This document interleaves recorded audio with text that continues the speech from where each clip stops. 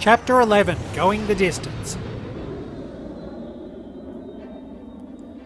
Kaiba and Yugi break through Scott's line and decide to make a stand at Gigan-Syip Straits against their pursuers. Scott's army shows visible signs of fatigue, countless battles having taken their toll. Kaiba must strike now. Kaiba will bear the brunt of the attack while Yugi and his forces sneak around and attack the enemy from behind. They may be tired, but Scott's army is still massive. Kaiba and his forces will have to hold out until Yugi comes.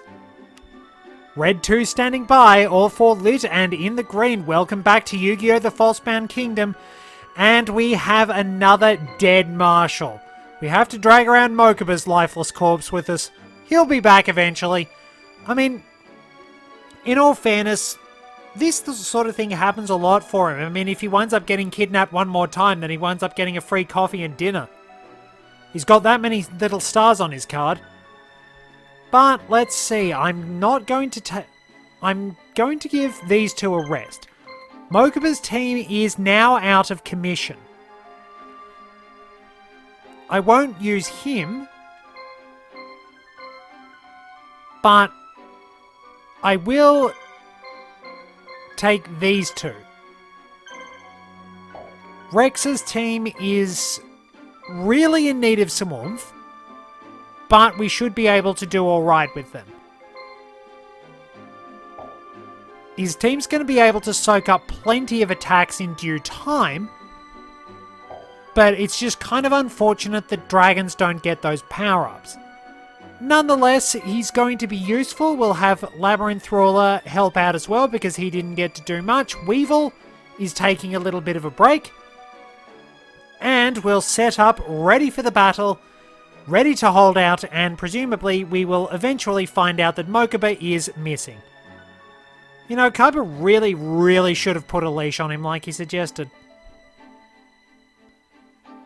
Man, first he winds up getting abducted by a creepy guy with glowing eyes, and then he needs a leash. It's not a good day for Mokuba. He's really having a hard time of it. I must say, it's a brilliant strategy. You've dragged my army quite the distance, haven't you? But it's all a bit pointless. Your chances of winning are less than 0.00009%. I'm gonna wipe that cool smile right off your face, Scott. You just wait. Huh. Well, okay then. Hit me with your best shot. Alright, we have either survive until time runs out or take control of Gigan-Syip. Let's get ourselves some guns and look at our enemy ranks. Mostly ground and flying units. So we are going to have plenty of guns. We'll absorb the enemy assault and then hit back pretty hard. So Scott's team, as we can see, has 2 embodiment of Apophis and Mystical Beast Circuit. But they do have healing capacities. Our enemies here are fairly strong. So they're the same. 3 of those teams. And 2 of these very common machine teams. So we'll just have to soak up the attacks.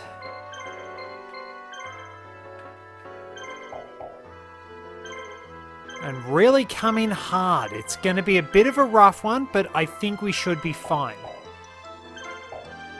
Survival missions like this can be a bit difficult at times, but we should be able to manage it fairly well. We'll probably have to survive for a while, at least until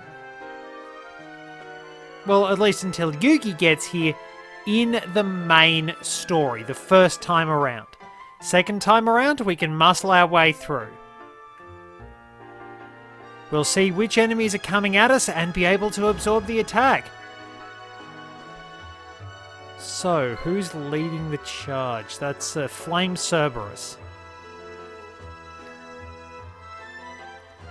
Once these guns go off, we can put the barricade in and we're ready to fight. Neck Hunter is the biggest threat because it has the most AP.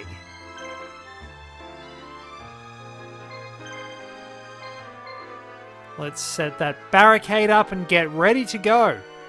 And it is really nice that you will actually have certain bases that wind up being part of 2 different maps. That's actually a really good and really creative touch. Alright, so Rex is ready to go now. And then I can have Labyrinth Ruler take the other one and Rex take the next opponent that gets hit by the guns. I think we've got this fairly well planned, assuming my monsters actually move fast enough. So, Gazelle's the healer. But only blue medicine, which makes it a bit easier than a bloody ant.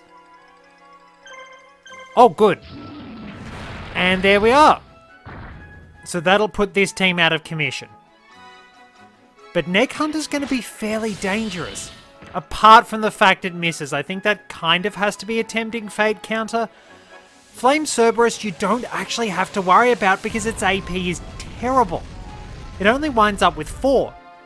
And as we know, the more AP you have, the better the monster is. So even the weaker ones with high AP can make up for it.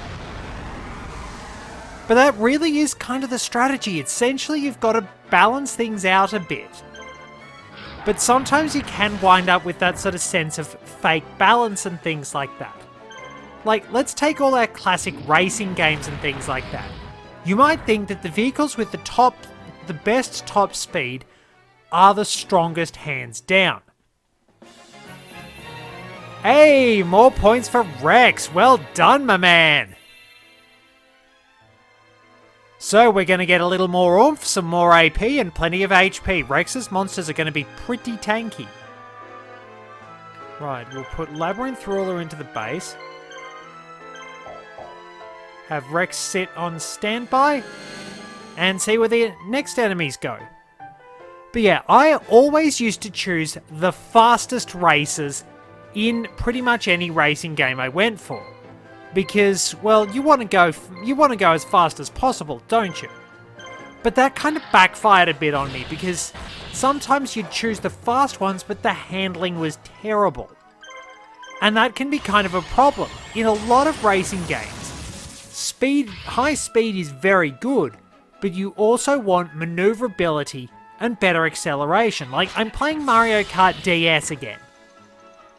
And it's worth noting that in Mario Kart DS, karts with better acceleration seem to get better boosts out of drifting and out of mushrooms, as far as I know.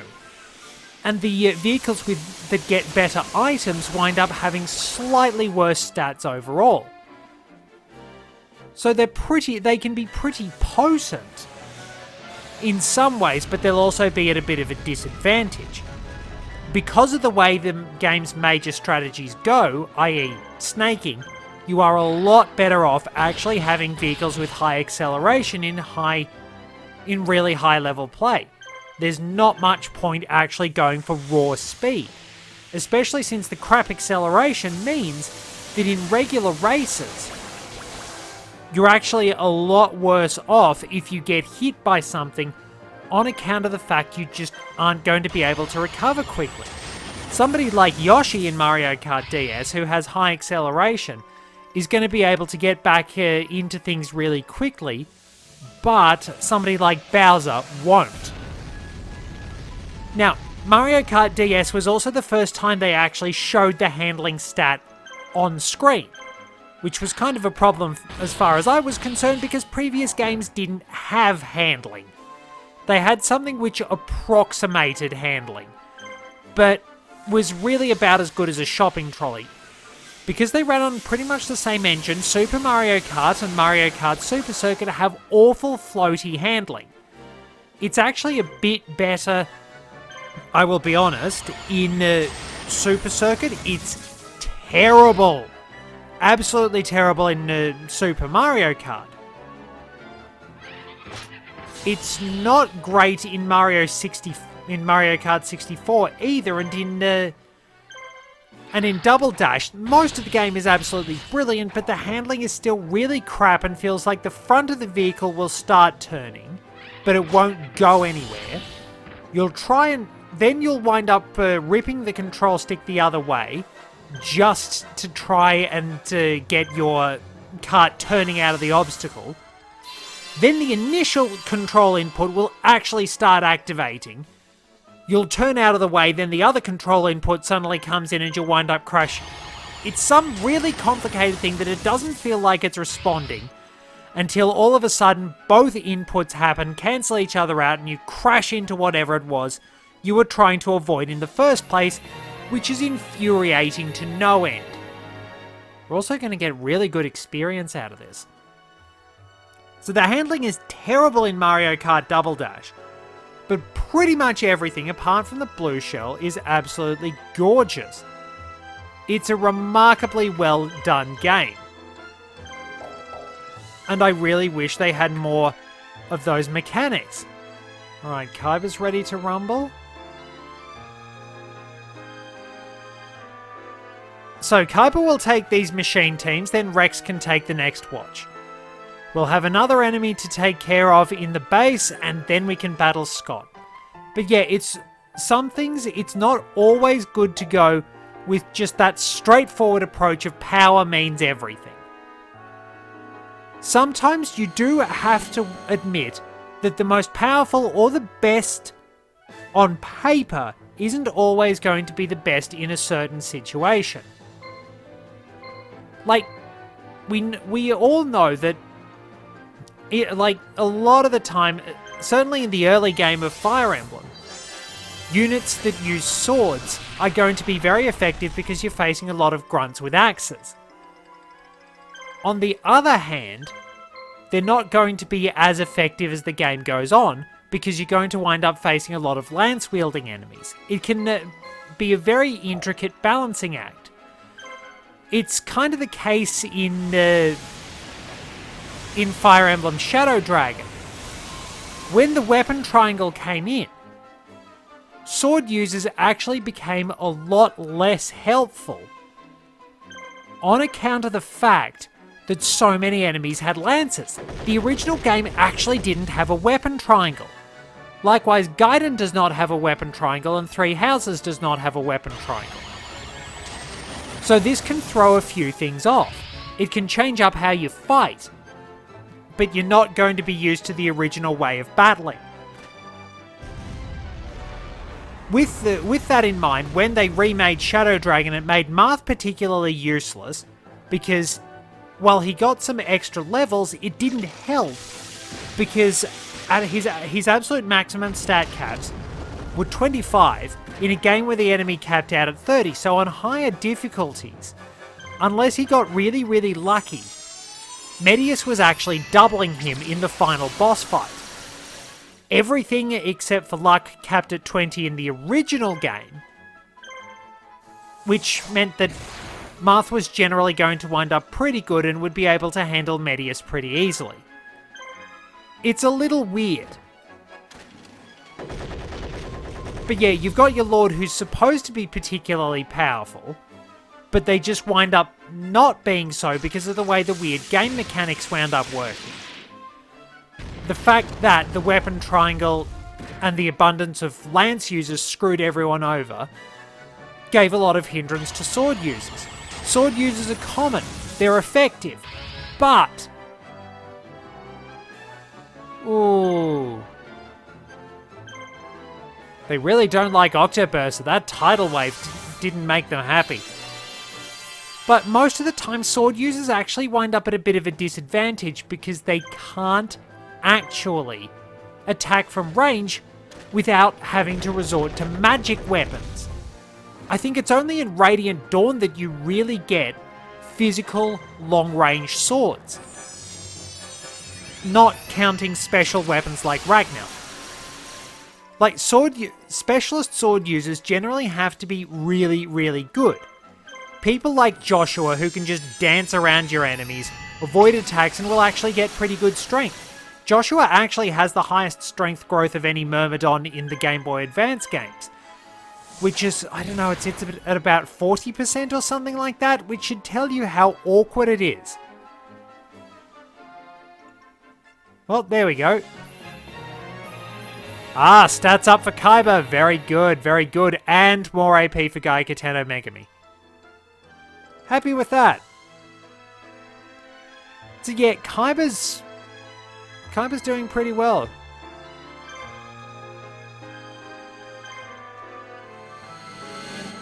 But yeah, so basically, while the sword users do seem to have a fair few advantages to them, they're generally quick, they'll generally dodge attacks, they've got a whole lot of... They often wind up with a whole lot of critical perks and things. Depending on the opponents you face, they're not always going to be the best. And often the units with the very high strength will have some sort of disadvantage. Usually player units get a big advantage along the way. But this will also come at a bit of a disadvantage, depending on who it is. Ironically enough, apart from... It's usually the enemies that wind up suffering from crippling over specialization. Oh, that's not good. Whereas specialist units in Fire Emblem actually tend to be at a bit more of an advantage in the player's hands. Because, like, your enemy fighters, they're going to get ripped apart by your Myrmidons, by your sword-wielding lords.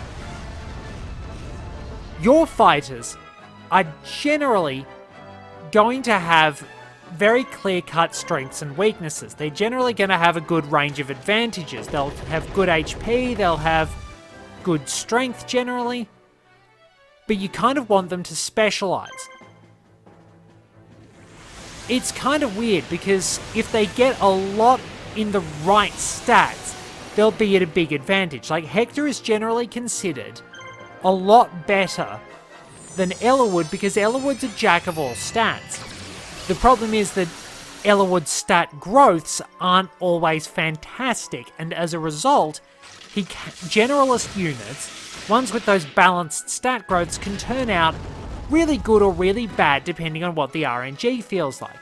Whereas somebody who's a bit more of a specialist like Hector, who you know is going to have decent HP, good strength, good defense, he's generally going to turn out well in his key stats, and if he does well in other stats, that is a bonus.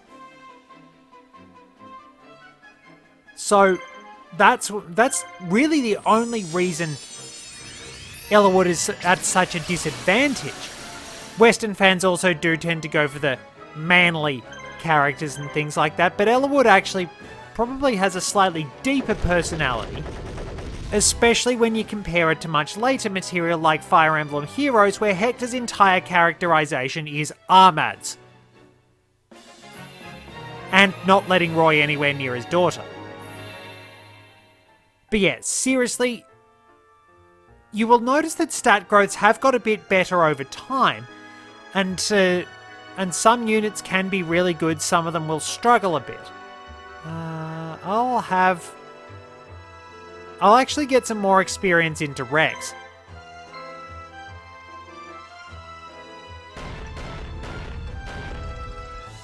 Let's get a healer here.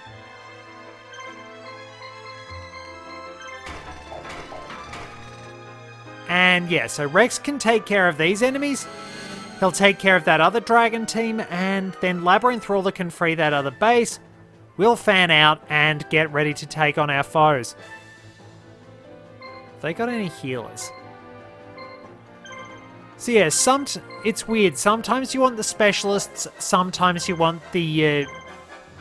sometimes you want people who specialize in different things. If the other stats aren't there to back up the raw power, it's not going to go very well for you. Like, it's part of the reason why I like the Sonic Phantom so much in F-Zero GX. The Sonic Phantom has great top speed. It's got really good boosters. It's actually got pretty decent acceleration, and it handles really well. Its major disadvantage is that it's incredibly fragile. And and it's not going to be able to get the most out of its boosters depending on the circumstances, because its boosters tend to chew its energy up quite a bit. So while you'll get very powerful boosting out of it, you're not going to be able to use them as much. Interestingly, someone like Michael Chain, whose boosters are not extremely powerful, but they're extremely cost-effective, can have a big advantage because they're able to boost for longer with that better durability, and they can soak up a few more hits on the track. It's a little bit weird to actually say that a racer like Michael Chain with his less of powerful, immediately powerful boosters can outmatch the Skull, but that ability to boost even with slightly lower power for a lot longer without worrying about the damage actually benefits Michael quite a lot.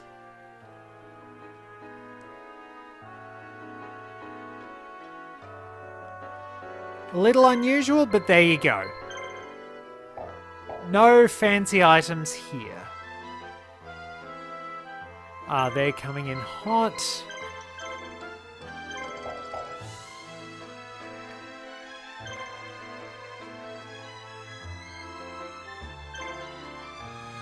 Alright, so we're prepared for the next battle. Basically, all we need to do is just cut these ones down to size. It'll be a fairly tough battle because they've got decent HP, but we'll be able to get through it. Rex's team should fare okay. We've at least got healing, even if we're, comparatively speaking, doing a bit of chip damage. Major weakness with dragons. Like, dragons are generally awesome but practical in the card game. In this, they seem to lose a lot of their advantages that make them good. They're not always super powerful, and they have no distinct power-up item, which is, of course, a bit of a nuisance. Not being able to get that extra strength really does hurt them, and they probably have to rely on fusions to get through things. We will, of course, get to make Twin-Headed Thunder Dragon eventually, but it will take time. And interestingly, ones like Kaiser Dragon don't actually wind up seeming to be that strong. Probably better heal now, just to be on the safe side. You never know.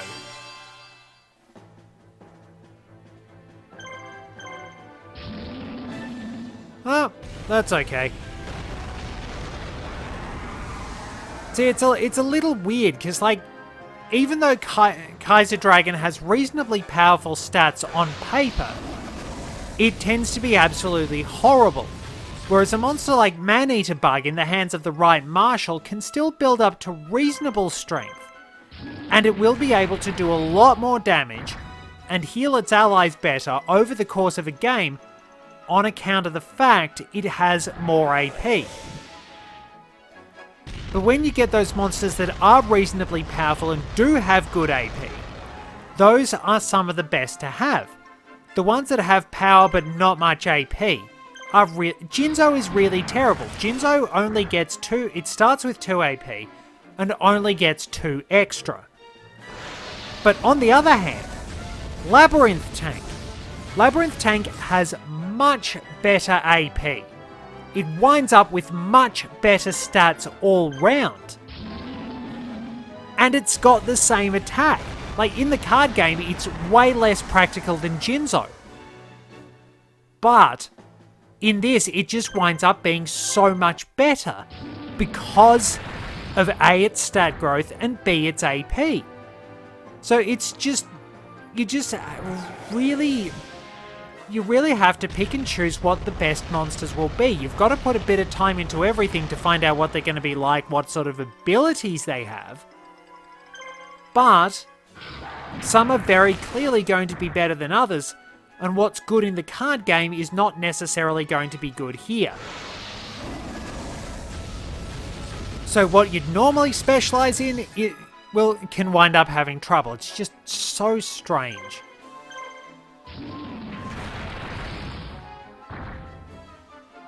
Alright, we've nearly taken out Curse of Dragon.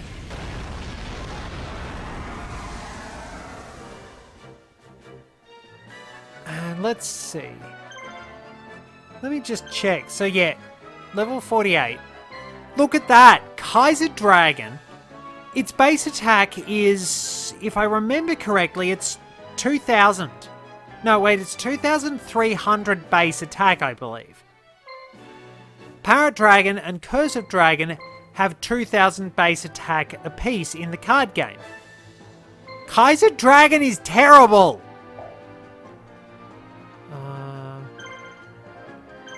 Probably better top up Urabi's HP just in case. Yeah, Kaiser Dragon just winds up terrible in this game, and it's like, it's a pain in the backside to actually try and bring out. Wow, Mega Zowler has not been taking prisoners today. This team's got some good crits. Yeah, it's just terrible. It is an absolute liability anytime it turns up on a team. You can leave this thing alive because it's got a big circle, but it moves very slowly and it's not very powerful. So yeah, always pick the right one for the right situation. And man, Rex is getting good levels out of this. So, one more opponent. Then I'll send him out to liberate a few places. Oh wait, Labyrinth Rule is taking this one. So we can liberate some places and then get going on battling our main adversary. I really should have brought someone with a warrior on their team. But this team has a little bit more oomph than Rex's team. Rex's team can basically win a grind fest. With pretty decent... Wow, well, Water Girl has decided to put in a good effort. Very well done. But that's basically going to be the strength of Rex's team. With high HP and pretty decent AP with the right monsters, they can hold out in a long fight and dish plenty of damage out. And that's pretty much what you want, given, as we've said several times, the defense stat is largely useless.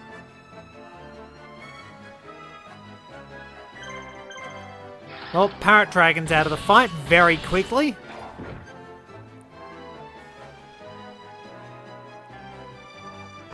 Wait, oh, Kaiser Dragon waited. It didn't actually do anything.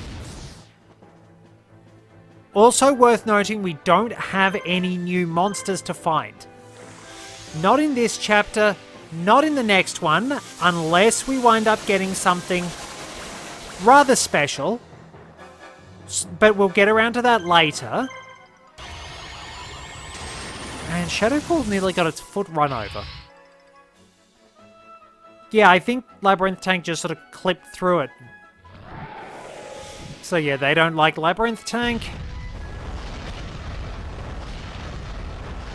Not surprising, it is a very powerful monster and you should usually get rid of it as soon as possible.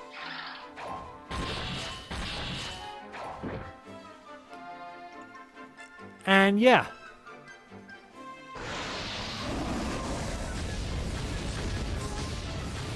So yeah, no new monsters to find. There, as I said, there's one connected to a bit of a secret, but we can't do anything about it yet. It is only in Chapter 13 that we finally get some new monsters and we actually get a pretty good supply thereof. Because we will be able to find some roaming monsters, but we will also be able to get some from beating the chapter. Fairly handy. Kaiser Dragon is really that useless. It's not doing anything. We'll rip it apart. Some of these monsters really do just wind up being utterly pathetic.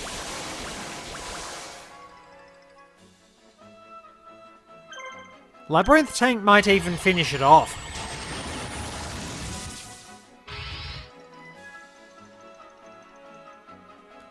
That was a pathetic, pathetic showing by Kaiser Dragon.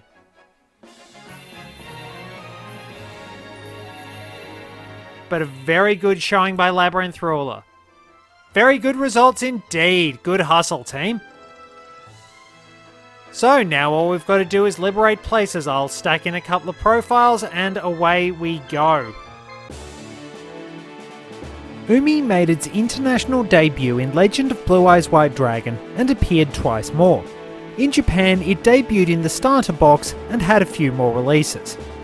Umi powers up Sea Serpent, Fish, Aqua and Thunder monsters by 200 attack and defense, decreasing the attack and defense of Machine and Pyros by the same amount.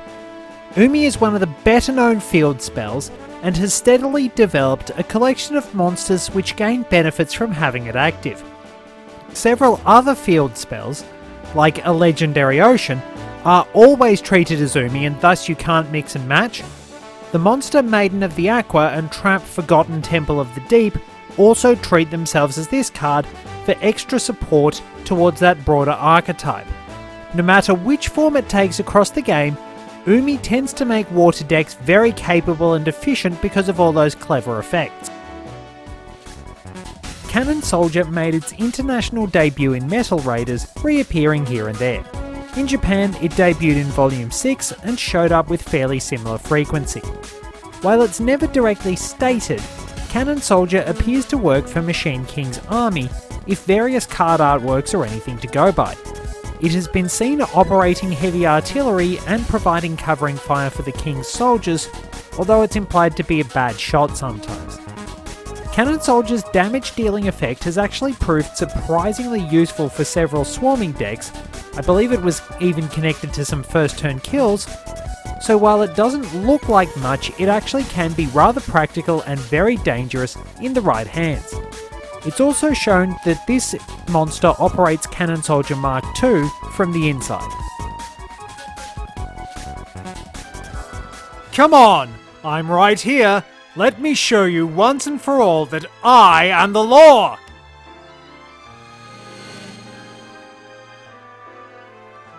We have our boss fight.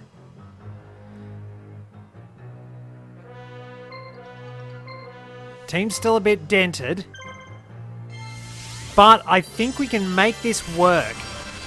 Probably want to confuse the embodiment of Apophis first up. Assuming we don't have to heal.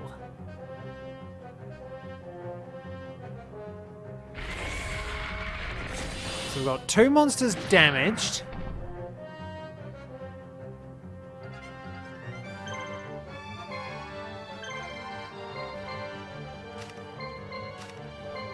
Alright. Lucky. Okay, that's actually probably an appropriate ability for Gaiaten no Megami. She's very good at dodging enemy attacks. Road Adept, Water Adept, and Swift. So we want to confuse that one. And then do a bit of healing.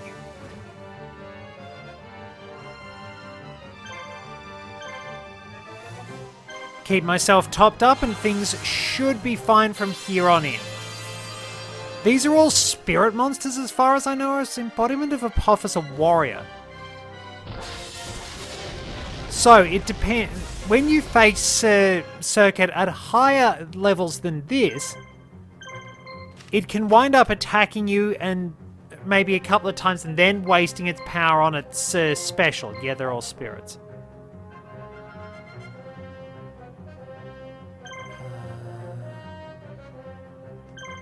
Let's go there. So when Robotic Knight attacks next, I confuse...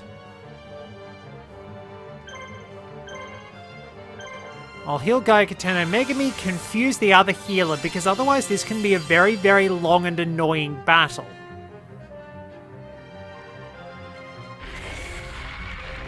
But with intelligent strategy, Scott's not going to be much threat.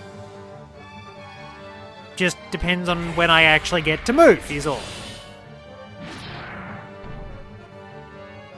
Alrighty, there we go.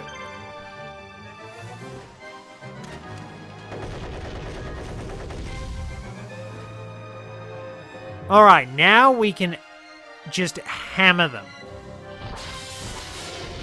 So yeah, and it's missed. There we are. There's that lucky ability coming into play, I think. I'm not sure what the actual odds are of dodging attacks. I don't think it's actually mentioned anywhere. Do you mind if I actually get to do something? For heaven's sake!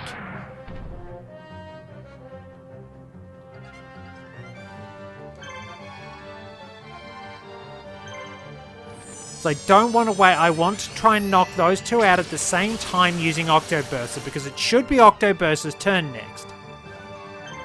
Very good. And there we are. We're using Surf in its Generation 3 incarnation. Because in Generation 3, Surf hit all enemies. It didn't actually hurt your teammates, which was really, really helpful. It made the battle against Tate and Liza in Ruby and Sapphire kind of broken in your favour. Because you had to get Surf to get there. And their two Pokemon, despite the fact they were intended to be a Psychic-type gym, which they were, also happened to be weak to water moves. So if you had a decent water type, if you started with Swampert, you had a huge advantage against them, even if Swampert's special attack wasn't much chop. Which is a saying I tend to use quite a lot, it seems.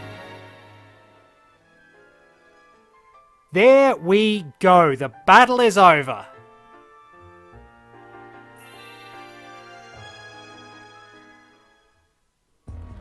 Your units to the rear have been wiped out, Scott. You're all alone. Your ambitions stop right here. Huh. How about that? Kaiba here was just a decoy.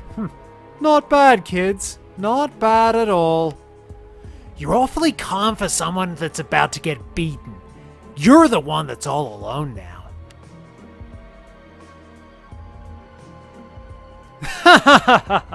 You all fought wonderfully. To be honest, you exceeded my expectations. I underestimated you. Perhaps I should have handled things myself. Must have been too much for my stand-in. Stand-in? Why, yes, the Scott you've been dealing with is just a robot that I've been controlling remotely. And if anybody mentions anything about Dr. Doom, I'm going to punch them. I'm a very busy man, you know. But I should have taken the time to face you myself. I see that now. Oh well, there's always next time. Until we meet again. Have fun and play safe.